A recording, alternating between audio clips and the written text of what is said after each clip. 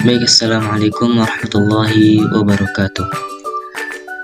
Perkenalkan, nama saya Agung Saputra R dengan NIM 24690106009. Pada kesempatan kali ini, saya akan melakukan video pembelajaran untuk memenuhi salah satu tugas mata kuliah ini bahasa Indonesia.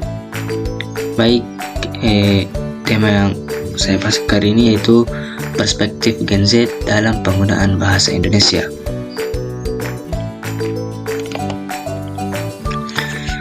Ekstensi bahasa Indonesia yang baik dan benar semakin lama semakin terancam dengan adanya globalisasi dan westernisasi. Banyak dari masyarakat Indonesia yang tidak paham akan bahasa baku, terutama pada generasi Z yang hidup di zaman perkembangan teknologi yang membuat berbagai kebudayaan masuk. Hal itulah yang menjadi penyebab tergesernya bahasa Indonesia yang baik dan benar.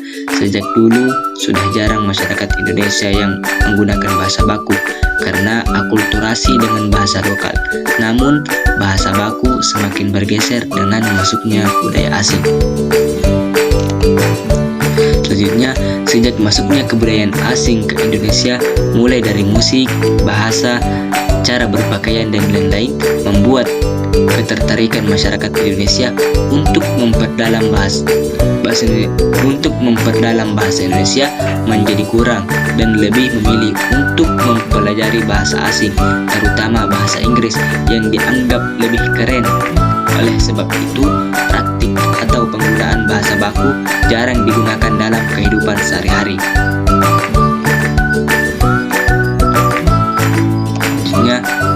Untuk itu diperlukannya kesadaran pemerintah agar lebih memerhatikan penggunaan bahasa Indonesia di kalangan generasi Z.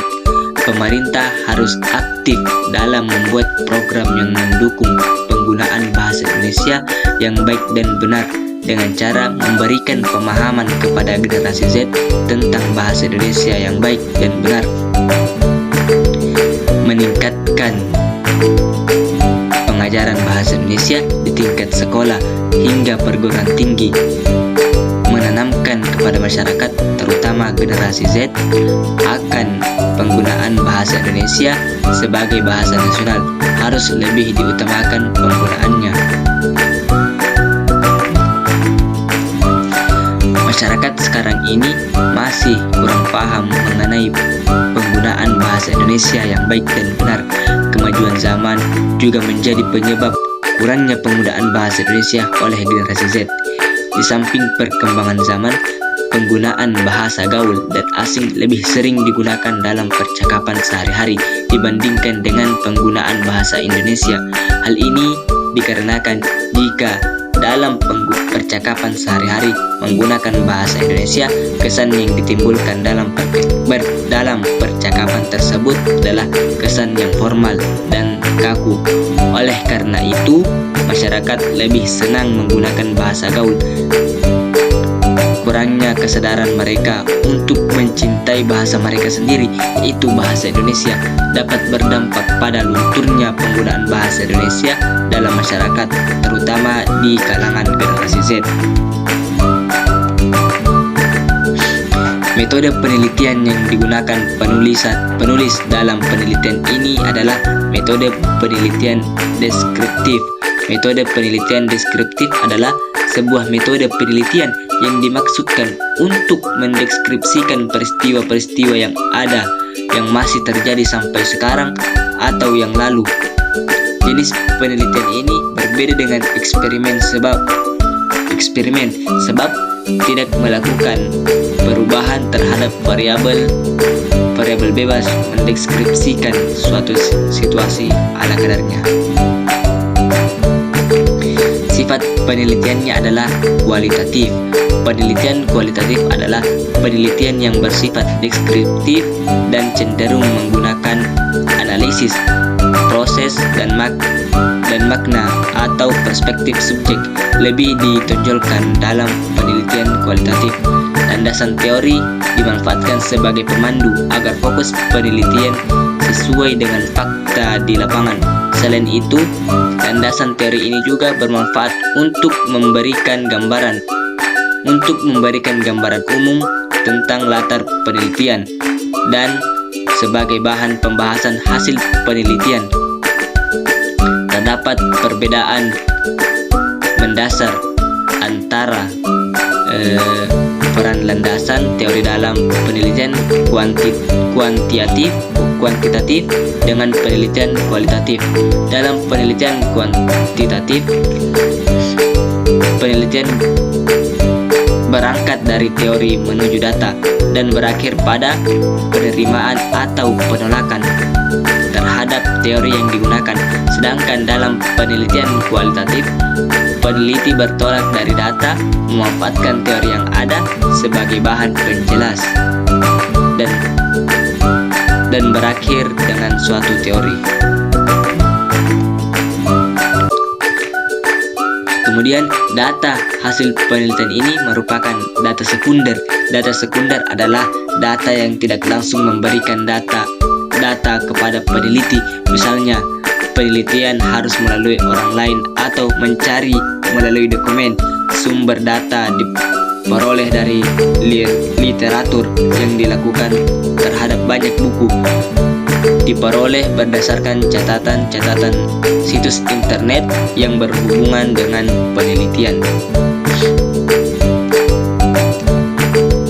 Kemudian, apa itu generasi Z? Generasi Z adalah generasi penerus setelah generasi milenial. Menurut Pew Reich, definisi dari Gen Z adalah orang yang lahir setelah tahun 1997 yang tumbuh dengan teknologi internet dan media sosial. Lahir dan berkembang di era teknologi digital menjadikan generasi Z sebagai pecandu teknologi dan cenderung antisosial. Generasi Z juga didefinisikan sebagai generasi influencer yang merupakan penduduk asli dari era digital sejati saat ini. Sebab dari lahir hingga dewasa, generasi ini telah terpapar internet, jaringan sosial, dan sistem seluler. Perkembangan teknologi ini menghasilkan generasi hyper kognitif yang lebih nyaman mengumpulkan referensi silang dari banyak sumber informasi dan mengintegrasikan pengalaman virtual dengan kehidupan nyata. Kemudian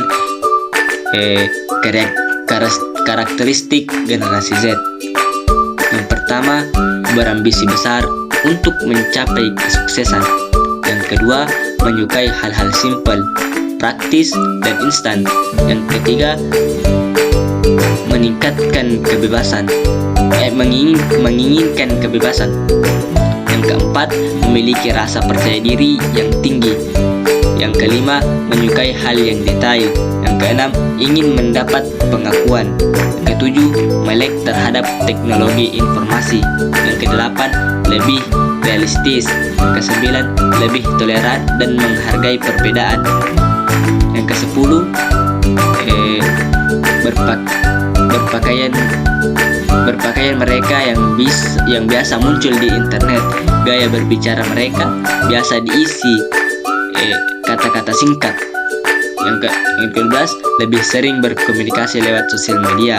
Yang ke-13, belajar otodidak tentang segala sesuatu dari internet. Yang ke-14, mahir teknologi.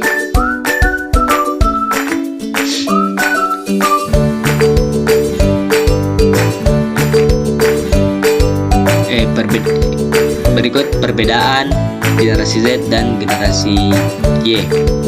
Generasi Z sudah mengenal internet sejak kecil.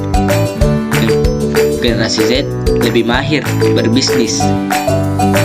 Kemudian generasi Z lebih peduli terhadap isu lingkungan. Kemudian generasi Z cenderung kurang fokus. Kemudian Gen Z juga adalah multi multitasker yang lebih baik. Generasi Z memiliki ekspektasi lebih tinggi. Generasi Z lebih global. Generasi Z di Indonesia. Di Indonesia secara populasi, generasi Z adalah yang terbanyak jumlahnya, mencapai 72,8 juta atau 27% dari 267 juta penduduk Indonesia pada tahun 2019. Sedangkan milenial mencapai 66,7 juta atau 25%, dan Gen X jumlahnya mencapai 21% dari total populasi. Meski milenial dan Gen Z identik dengan internet dan digital, Ignatius meningkatkan persaingan pangsa pasar. Itu bukan milik pedagang semata, juga sektor-sektor lainnya seperti perumahan, travel, hingga hiburan, dan banyak sektor lain. Walau secara statistik angka itu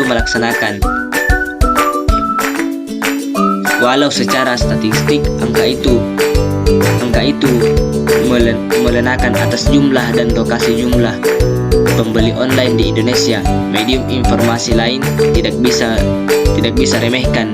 Menurut Ignatius, postur penggunaan internet di Indonesia belum merata karena profil penduduk Indonesia masih banyak mengakses media tradisional seperti televisi yang jumlahnya signifikan. Baik, ini saja yang bisa saya sampaikan. Lebih dan kurangnya mohon dimaafkan. Wabillahi taufiq wal hidayah. Wassalamualaikum warahmatullahi wabarakatuh.